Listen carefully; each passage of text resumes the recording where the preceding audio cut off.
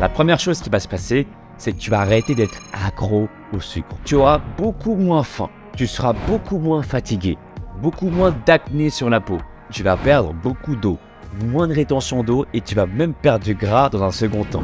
Voilà ce qui risque de se passer si tu arrêtes le sucre pendant 14 jours. La première chose qui va se passer, c'est que tu vas arrêter d'être accro au sucre. Je pense que tu l'as déjà sans doute constaté.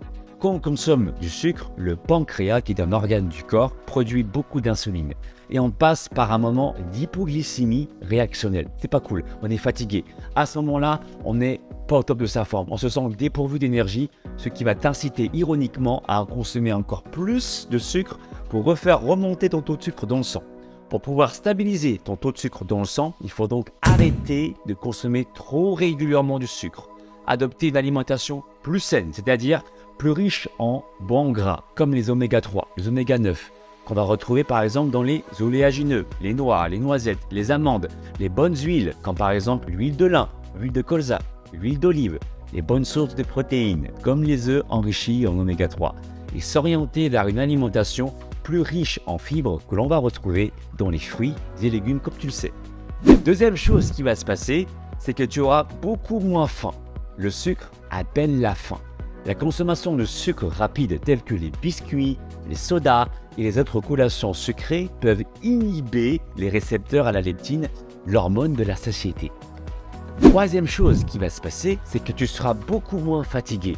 Pour la même raison évoquée précédemment, on aura moins d'hypoglycémie réactionnelle. Par la même occasion, on sera aussi de meilleure humeur, moins de coups de barre, on est beaucoup moins irritable.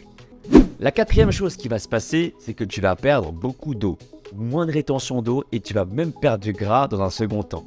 Il faut que tu comprennes qu'il faut 3 grammes d'eau pour chaque gramme de glycogène dans nos muscles. La cinquième chose, beaucoup moins d'acné sur la peau, beaucoup moins de problèmes de peau quand on consomme moins de sucre.